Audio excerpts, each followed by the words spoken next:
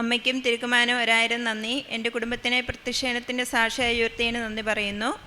എൻ്റെ പേര് ജോസ്ന ജോസ്. ഞാൻ വെളിയന്നൂർ സെൻറ്റ് മേരീസ് ചർച്ച് ഇടവയിൽ നിന്നാണ് വരുന്നത്.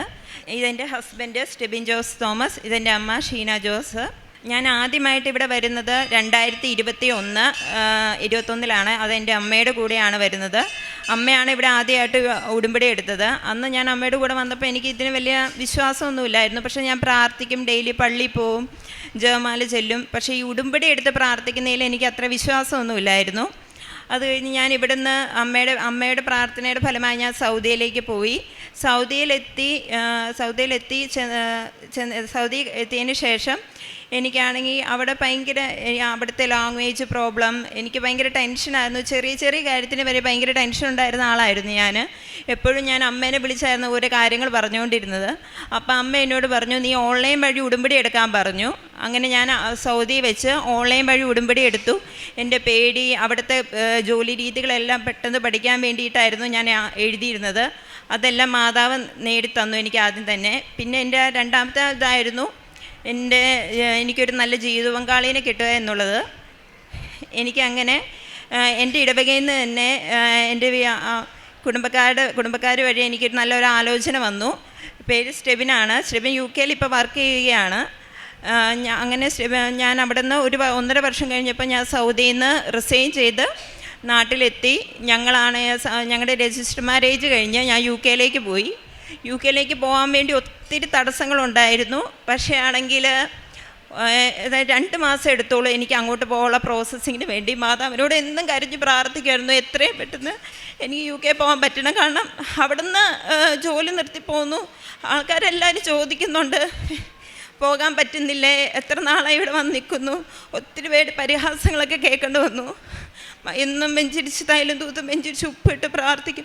ഓരോ കാര്യത്തിന്, ഓരോ പ്രോസസ്സിങ്ങിന് ഇറങ്ങുന്നതിന് എല്ലാ സമയത്തും ഞാൻ പ്രാർത്ഥിച്ച് വർക്കുകയാണ് നോക്കിക്കൊണ്ടിരുന്നത്.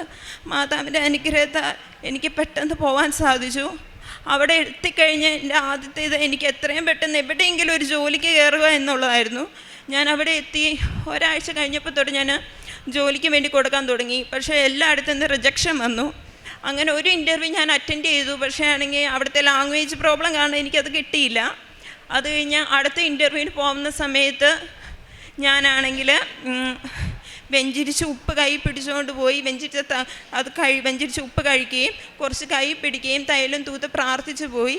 എന്നിട്ട് ഞാൻ മാതാവിനോട് പറഞ്ഞു, മാതാവേ, അമ്മയായിരിക്കണം എന്നെ ഇൻ്റർവ്യൂ എടുക്കേണ്ടത്, എനിക്ക് ഈ ജോലി കിട്ടിയേ തീരൂ. എനിക്ക് എൻ്റെ ഞാൻ അവിടെ ആണെങ്കിൽ UK 2 പേർക്കും ജോലി ഇല്ലാതെ ഒന്നും നടക്കത്തില്ല. മാതാവിൻ്റെ അനുഗ്രഹത്താൽ അവർ ചോദിച്ചൊക്കെ മാതാവ് എനിക്കിപ്പോഴും വിശ്വസിക്കാൻ പറ്റുന്നില്ല. ഞാൻ എങ്ങനെ അതിനൊക്കെ ഉത്തരം പറഞ്ഞു. മാതാവ് മാത്രമാണ്, മാതാവിൻ്റെ മെറിറ്റിലൂടെയാണ് എനിക്ക് അവിടെ ജോലി കിട്ടിയത്. അങ്ങനെ 1 മാസം തികയുന്നതിന് മുന്നേ തന്നെ എനിക്കത് എല്ലാവർക്കും ഒരു അതിശയമായിരുന്നു. അവിടെ എത്തിക്കഴിഞ്ഞ് 5-6 മാസം കഴിഞ്ഞാൽ എല്ലാവർക്കും ജോലിയൊക്കെ കിട്ടത്തുള്ളൂ. 1 മാസം പൂർത്തിയാകുന്നതിന് മുന്നേ എനിക്ക് അവിടെ ജോലിക്ക് കയറാൻ സാധിച്ചു. അതിന് ശേഷം അടുത്ത 3-ാമത്തെ കാര്യം എന്ന് വെച്ചാൽ, ഒരു ദിവസം ഞാനിങ്ങനെ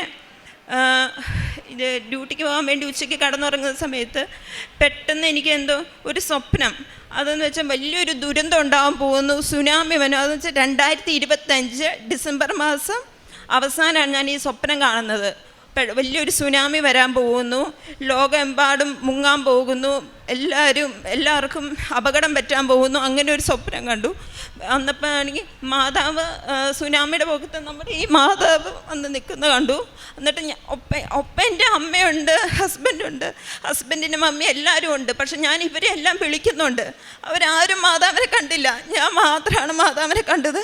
മാതാവ് അപ്പം എന്നോട് പറഞ്ഞു, നീ ലോകത്തിന് വേണ്ടി പ്രാർത്ഥിക്കണം, മുടങ്ങാതെ എന്നും പ്രത്യക്ഷീണ പ്രാർത്ഥന രാവിലെ ഏറ്റു ചൊല്ലുകയും ഒരു സ്വർഗസ്നായ പിതാവേ, ഒരു നന്മ നിറഞ്ഞ പറയുമേ, പിന്നെ വിശുദ്ധ ലൂക്കായുടെ സുവിശേഷം 1-46 സങ്കീർത്തനം എന്നും മുടങ്ങാതെ ചൊല്ലണമെന്ന് പറഞ്ഞു. അത് മുടങ്ങാതെ ഇപ്പോഴും ഞാൻ ചൊല്ലുന്നുണ്ട്. അത്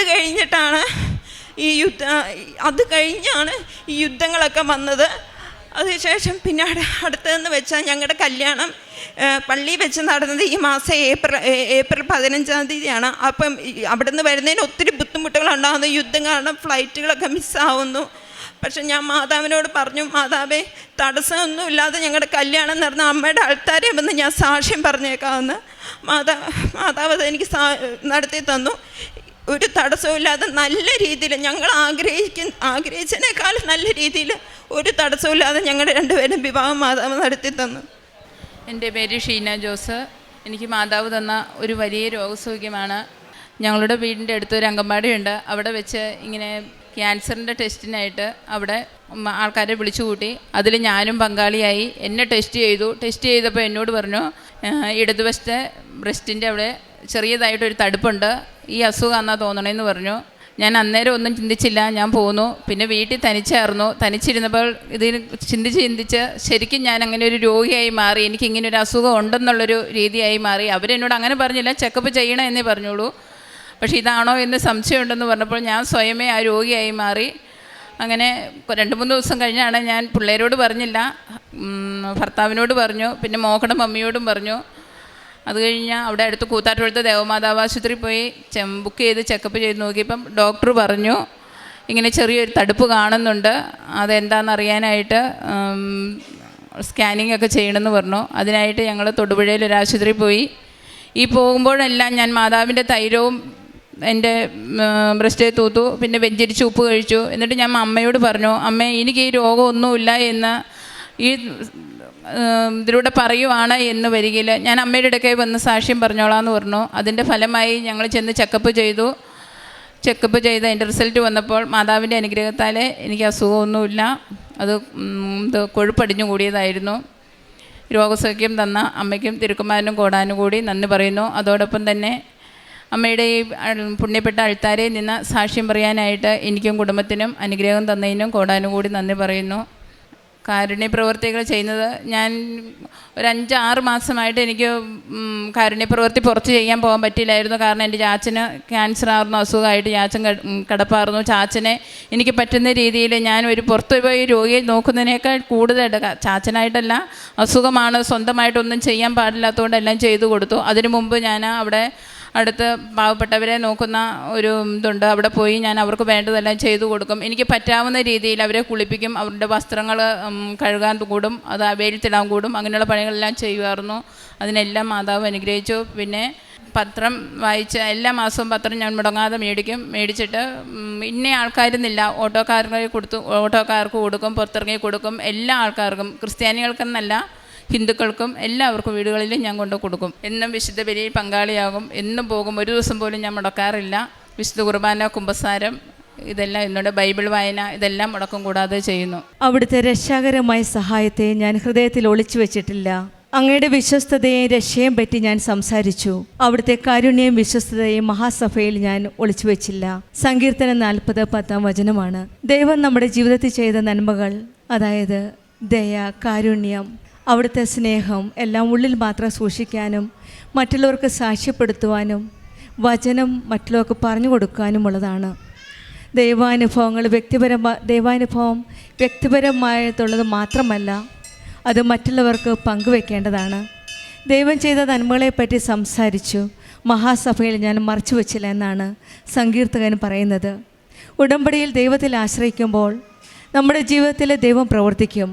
നമ്മൾ അനുഭവിച്ച അനുഗ്രഹങ്ങൾ മറച്ചു വയ്ക്കാതെ മറ്റുള്ളവർക്ക് സാക്ഷ്യപ്പെടുത്തും.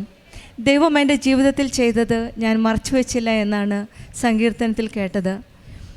നമ്മുടെ ജീവിതത്തിലും ദൈവം നൽകിയ എല്ലാ അനുഗ്രഹങ്ങളും ദൈവം എൻ്റെ ജീവിതത്തിൽ ചെയ്ത് ഞാൻ മറച്ചു വയ്ക്കാതെ നല്ല മനോഭാവത്തോടെ സാക്ഷ്യപ്പെടുത്തുന്ന ഒരു നല്ലൊരു ജീവിതമാണ് ഉടമ്പടി ജീവിതം. അനുഭവിക്കുന്ന അനുഗ്രഹങ്ങൾ നമ്മുടെ ഉടമ്പടി വിശ്വസ്തതയുടെയും തെളിവുകളാണ്. നമ്മൾ എത്രമാത്രം ഉടമ്പടിയിൽ ആത്മാർത്ഥതയോടെ ജീവിക്കുന്നു എന്നാണ് ഓരോ സാക്ഷ്യങ്ങളിൽ നിന്ന് നമുക്ക് മനസ്സിലാക്കാൻ സാധിക്കുന്നത്. ഷീന ജോസും മകൾ ജോസ്നായും നമ്മളോട് പങ്കുവെച്ചതും അവരുടെ ജീവിതത്തിൽ രക്ഷാകരമായ സഹായത്തെ ഞാൻ ഹൃദയത്തിൽ ഒളിച്ചു വയ്ച്ചില്ല. അവരും അവരുടെ ജീവിതത്തിൽ ദൈവം നൽകിയ അനുഭവങ്ങൾ ഒളിച്ചു വയ്ക്കാതെ മറ്റുള്ളവരുടെ സന്നിധിയിൽ, മറ്റുള്ളവരുടെ മഹാസഭയിൽ, അതായത് മറ്റുള്ളവരുടെ മുന്നിൽ പങ്കുവെക്കുകയാണ് ചെയ്തത്. ദൈവം നൽകിയ ആ കാരുണ്യത്തിനും ആ സ്നേഹത്തിനും നന്ദി പറയുവാനാണ് പരിശുദ്ധമ്മ പ്രത്യക്ഷപ്പെട്ട ഈ ആലയത്തിൽ കുടുംബമായിട്ട് വന്ന് പരിശുദ്ധ അമ്മയുടെ സന്നിധിയിൽ വന്ന് സാക്ഷ്യപ്പെടുത്തുന്നത്. ആദ്യമൊക്കെ മകൾ ജോസ്നിക്ക് ഉടമ്പടിയിൽ വിശ്വാസമില്ലായിരുന്നു. സൗദിയിൽ പോകണമെന്ന് ആഗ്രഹമുണ്ടായിരുന്നു. ഓൺലൈൻ ഉടമ്പടി എടുത്ത് പോയി.